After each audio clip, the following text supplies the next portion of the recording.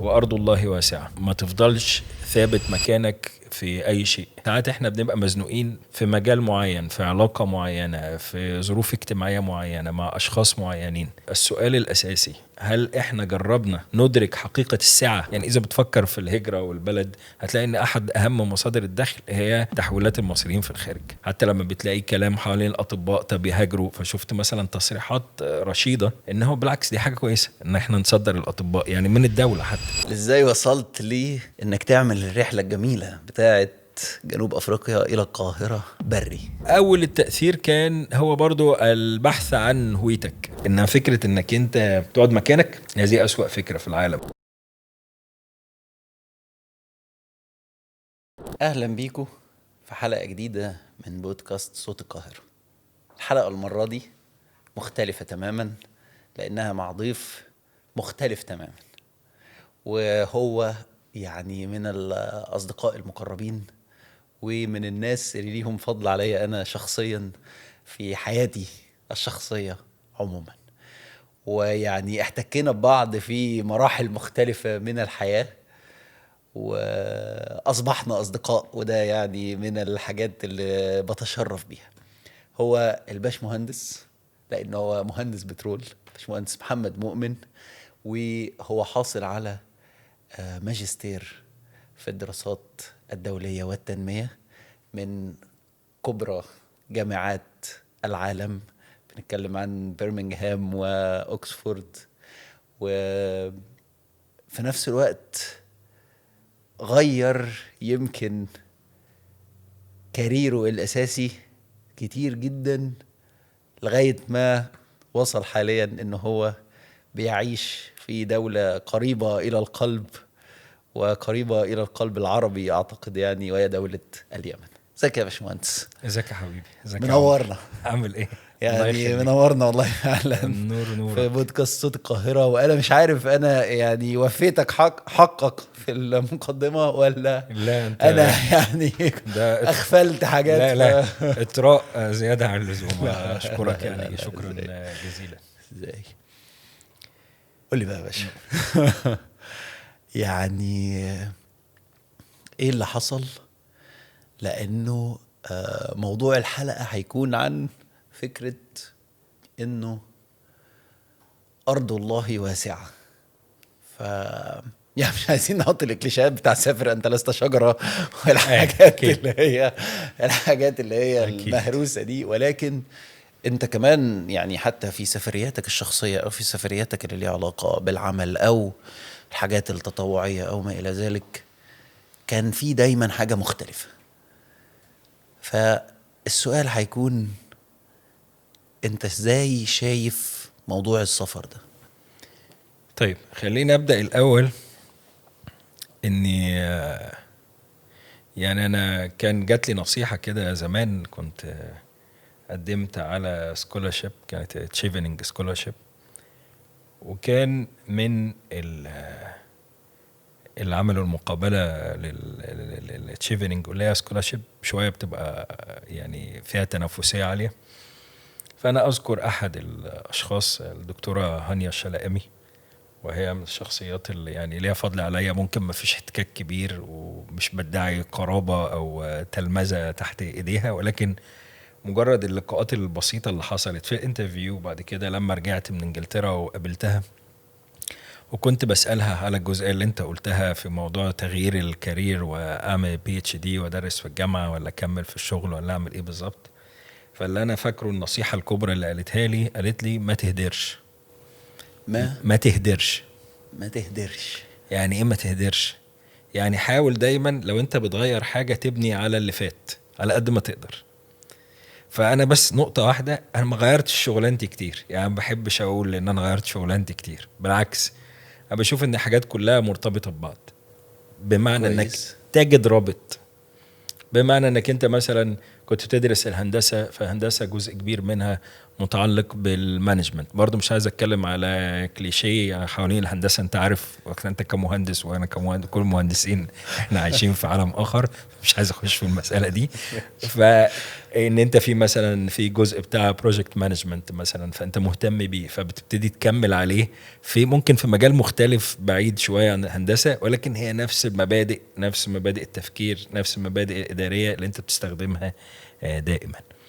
فاذا بقى اعزي موضوع التحركات ده، اعزيه اولا للسفر، للحركه، خلينا نقولها بشكل ادق. فكره الحركه، فكره انك انت يعني ما تفضلش ثابت مكانك في اي شيء. ده المبدأ. ربنا سبحانه وتعالى زي ما تفضلت في البداية وقلت يعني وأرض الله واسعة في القرآن الكريم مرتين. فالفكرة سعة الأرض دي وتحققها، إن ساعات إحنا بنبقى مزنوقين في مجال معين، في علاقة معينة، في ظروف اجتماعية معينة مع أشخاص معينين. طيب السؤال الأساسي، هل إحنا جربنا ندرك حقيقة السعة، سعة الأرض دي بمعناها الفيزيكال، معناها كأرض جغرافيا، ومعناها كمان نفسيا، مش بس فكرة المكان. يعني انت ممكن واحد ما يكونش عنده القدرة انه يروح يسافر برا مصر او يسافر برا البلد بشكل كبير، ولكن عنده قدرة يسافر جوه البلد، عنده قدرة انه يتحرك. ودي كانت البداية. انا لما تذكرت مثلا في التطوع كانت دي بداية ان الواحد يبتدي يتحرك في مصر، انه يبقى عنده هدف، انا عايز اشوف مصر كلها. انا اؤمن بالقاعدة الفقهية اللي بتقول، وهو في الفقه هنا ده كمان مش دين بس، الفقه في اللغة الفهم، الفقه لغة الفهم، فكلمة فقه يعني فاهمة. فمن قواعد في الفقه الكبرى قاعدة ايه؟ الحكم على الشيء إيه؟ فرع عن تصوره. كده عشان تحكم على حاجة لازم تفهمها كويس. فمثلا يعني انا بنتكلم على مصر مثلا، دي اول خطوة. اذا انت مهتم بشأن البلد دي، فانت جزء من تكوينك انك تفهمها، انك تكون شفت المحافظة دي، عرفت أسوان دي فين، ايه الوادي الجديد دي. لما تعرف ان الوادي الجديد دي تقريبا تلت او 40% من مساحة مصر، بس مجرد المحافظة دي. انت لو ما رحتش، ما انت مش فاهم طبقة الناس، مش فاهم ان مصر فيها ناس بتتكلم امازيغي، مش فاهم ان مصر فيها بتتكلم نوبي، ان في موضوع، في قصة كبيرة، انك كل ما تفهمها كل ما تبتدي تدرك المسألة. طب تدرك المسألة دي ازاي؟ بانك بتتحرك. وطول ما انت بتتحرك، طول ما بتقابل حاجات في الحياة بتخليك عايز تغير. ليه انا علقت على نقطة ان هو مش تغيير كتير؟ لان هو برضو الواحد مش هيقعد كل ما يسافر كل ما يلاقي حاجة حلوة يقوم جاي مغير طريقه، هيبقى مجنون يعني كده صح. انما تستقر في حته بالظبط. لا، انما التغيير اللي هو اللي بيحصل له بروسيسنج، بيقعد يعالج جوه مخنا، بياخد وقته. في وقت انت بتاخده عقبال اما تفكر انا هتحرك من النقطة دي للنقطة دي. ده كله كان نتاج حركة. الحركة دي انت بتشوف فيها اماكن، بتقابل فيها ناس، الناس دي ممكن كلمة بسيطة زي كلمة ما تهدرش اللي قلت لك عليها فعلا تؤثر في حياتك بشكل كبير، تخليك ما تاخدش قرارات كانت ممكن تنقل حياتك الى مكان اخر بشكل كبير يعني. فكانت البداية، بداية ممكن تقول عليها ان الواحد يقعد يفكر ويشوف هو بيعمل ايه وايه الافضل ان هو يعمله في حياته، كانت من نقطة الحركة دي، خلينا نقول عليها في البداية كده. والكتب، لأنك أنت ده كان المؤثر الثاني الأكبر في الحياة. مؤثر الأول كان الفكر نفسها بتاعت أرض الله واسعة، الذين تتوفاهم الملائكة ظالمي أنفسهم قالوا فيما كنتم قالوا كنا مستضعفين في الأرض قالوا ألم تكن أرض الله واسعة فتهاجروا فيها. اتحرك يعني، بس مجرد حركة. الحركة دي مش ضد حد، بالعكس. يعني إذا بتفكر في الهجرة والبلد هتلاقي إن أحد أهم مصادر الدخل هي تحويلات المصريين في الخارج.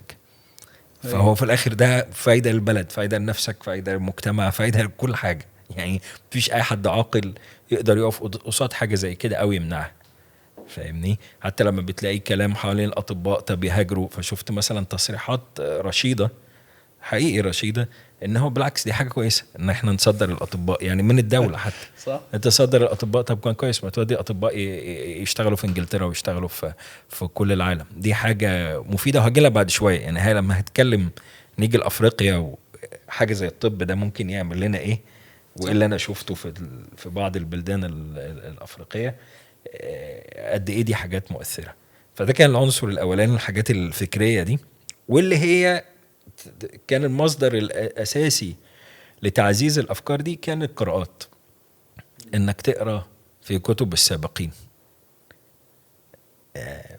كان في رحله كل الناس من الادريسي للبيروني لابن خلدون لكل اللفه دي. بالمناسبه ابن خلدون اصله يمني يعني، عشان بس انا شويه فعلا اصله يمني وكان اتولد في تونس ومات في مصر. فده برضو بيديك شكل عن فكره الحركه، وهو مؤسس علم الاجتماع. ده حقيقي. فشوف علم الاجتماع ولاحظ اربط بالحاجات ببعض. هو اصله يمني واتولد في تونس وعاش في الاندلس ومات في مصر، مدفون هنا في مقابر اظن هي الارافه الكبرى تقريبا، حاجه زي كده.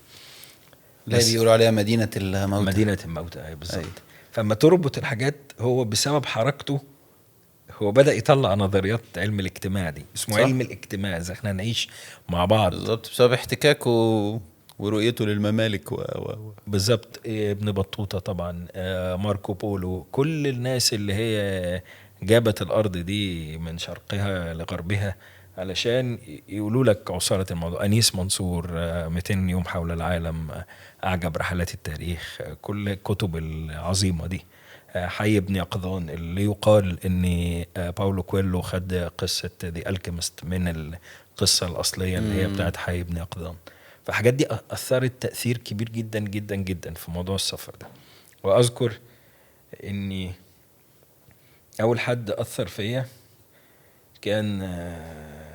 كان كبير أطباء القصر العيني، وكنا في لقاء من ممكن يكون الكلام ده من حوالي 17-18 سنة. وكان بيقول اني كانت عمته بتربيه، هي اللي ربته. وبيقول انا اذكر كنت بقرأ في الجورنان ويذكر اسامي الطلبة كلهم، انا مش فاكرهم طبعا، بس ذكر اسامي طلاب ارى عنهم هو تقريبا في السبعينات او الستينات حاجة زي كده. بيقول أن الطالب فلان الفلاني والطالب فلان الفلاني والطالب فلان الفلاني والطالبة فلان الفلانية ذهبوا إلى رحلة إلى تشيكوسلوفاكيا. أنا فاكر بالظبط هو بيقول كده، تشيكوسلوفاكيا اللي ما بقتش موجودة دلوقتي. أيوة. فبيقول لعمته هو في إعدادي، كان في ثالثة إعدادي أو أولى ثانوي، إزاي الطلبة دول إزاي دول بيسافروا البلاد دي ومش عارف إيه. قالت له حاجة تبدو تافهة وبسيطة جدا، يعني أنت عندك كم صباع؟ قال لها عندي 5 هنا و5 هنا. قالت له هم عندهم كم صباع؟ قال لها اكيد 5 هنا و5 هنا. قالت له خلاص يبقى زيهم. اما قابلته هو كان رئيس الاتحاد، كان بجانب ان هو كبير اطباء العصر العيني كان رئيس اتحاد بيوت الشباب الدوليه في العالم كله.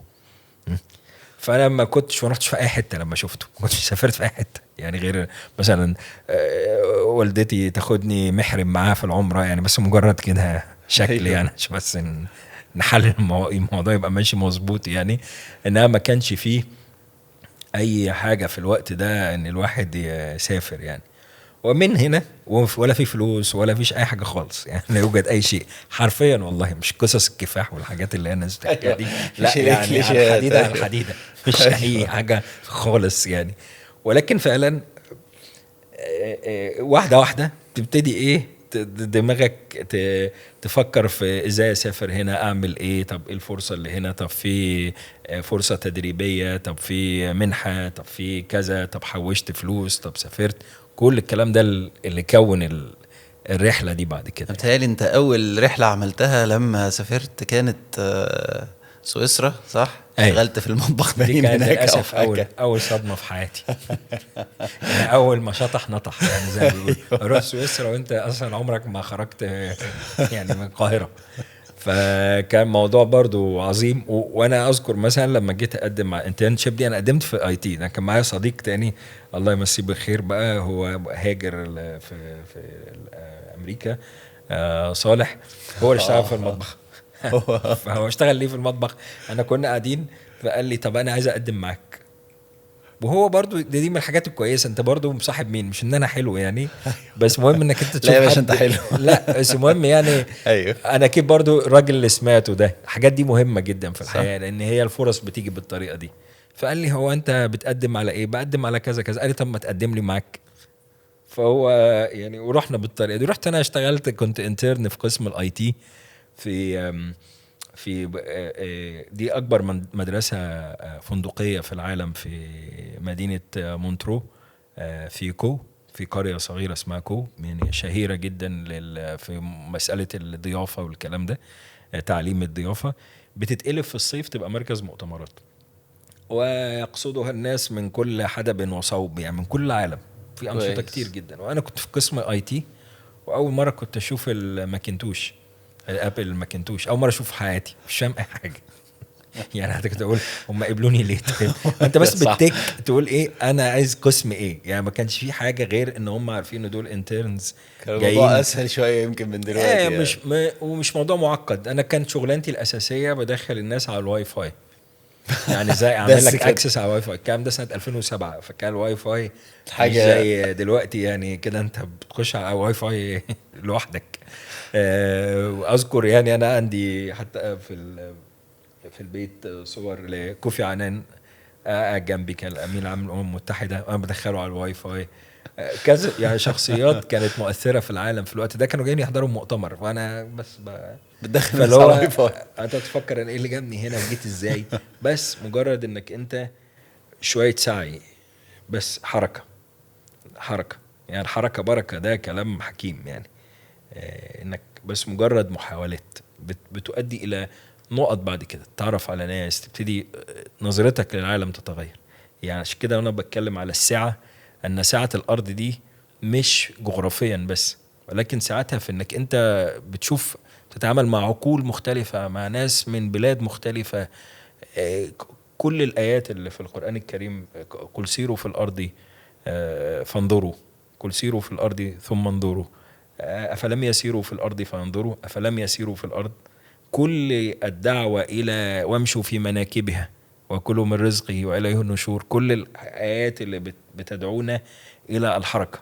بس مجرد إنك أنت امشي كده شوف في إيه اللي بيحصل. إنها فكرة إنك أنت تقعد مكانك، هذه أسوأ فكرة في العالم. يعني مش الشافعي الله يرحمه بيقول إيه؟ بيقول والأسد لولا فراق الأرض ما افترست، والسهم لولا فراق القوس لم يصب به. فانت يعني الانسان دائما ايه محتاج يتحرك، والشمس ان وقفت في الفلك دائمة لامها الناس من عرب ومن عجم. فانت في الاخر لازم تتحرك، كل حاجة بتتحرك، فشيء طبيعي انك تتحرك. وده الحل الوحيد، ان الانسان ما يندبش حظه في الحياه، ما يقعدش يقول انا ليه كذا، انا ايه اللي حصل لي ده، انا ليه انا ليه ظروفي، اتولدت هنا؟ انا ليه اتولدت ده هنا. سؤال طبعا لان يعني كل الناس قاسي برضه. بالمناسبه، وكل الناس في كل حته ممكن تكون بتسال نفس السؤال. اه بس يعني بره لما يسالوه ده مشاكل عالم اول يعني. بس برضه يعني انت عايش في المانيا وبتشوف الناس هناك، اكيد في ناس بالنسبه لها انا ليه ما عنديش شمس، انا ليه ما عنديش مشاكل، ما فيش تحديات، في اكيد صحيح صحيح بس يعني مش زي في اسئله حجم. كده اللي هي بقول لهم دي مشاكل عالم اول فعلا بس يعني. النتيجه واحده، النتيجه النفسيه واحده، انك انت تشعر انك عالق. مين ده شعورك انت، بس هو مش حقيقي. ان الارض فعلا على سعه. يعني انا اذكر برضه عشان لو حد بيسمعنا ما يقولكش يعني دي عالم قاعده بتنظر. انا لما قدمت على فيزا لشنجن مثلا اول مره، والله بلا مبالغه يعني، قدمت على سويسرا في الوقت ده، كانت سويسرا ليها فيزا مستقله عن الشنجن. كان حساب البنكي فيه صفر، اي شويه مليم، مش اي حاجه. عارف ده شكله خيال وبتاع، بس فعلا ولا اي حاجه. لا هو اصلا وقتها 2007 كمان بس كانت الظروف اهدى شويه بس انت من لا، بس لا، انت مقدم ان في انترنشيب، فانت في حد كاتب ان هو هيتكفل بالحاجه دي. بس اقصد انك العقبه هنا ممكن ما تتحركش لو انت حطيت ان ده عقبه قدامك. عارف القصه الشهيره بتاعت هاخد من خالي فلوس احطها 3 شهور عشان اقدم على فيزا كده، بس ان هم مش فاهمين القصه دي، يعني كل الناس فاهمه. اقصد اني اتفهم الصعاب اللي بتواجهنا كلنا، ولكن لا اتفهم الاستسلام ليها. فاهمني؟ يعني ما ينفعش اقعد اقول لا وانت تقدر وانت تستطيع وتعمل بشكل اللي هو فيه تنميه بشريه. او مبالغات وكده، او ان احنا ما نعترفش ان في صعاب. لا، في طبعا، ولكن انا مش انا عايز اعمل حاجه مختلفه برضو، لان الاستسلام للصعاب دي معيش انا اقول شعر كتير يعني هعرفك. لا يا شعر باشا. ان متنبي بيقول ايه: لولا المشقه ساد الناس كلهم. يعني لو صحيح. مفيش مشقه كان كل الناس بقوا ساده، كان كل الناس سافرت، كان كل صح. الناس راحت، كان كل الناس بقوا معاهم فلوس، كان كل حاجه. لولا المشقه ساد الناس كلهم، الجود يفقر والاقدام قتال. انت ممكن واحد يقول لك انا ليه اللي يوديني اسافر هنا ادفع فلوس بتاع، ما انا قاعد كده. خليك يعني برضو انت حافظت على الفلوس، بس في واحد تاني خد حاجه اغلى من الفلوس، تعلم شيء، الشيء ده فتح له شيء تاني. الجود يفقر والاقدام قتاله. ممكن يقول لك لو انت رايح ممكن تموت.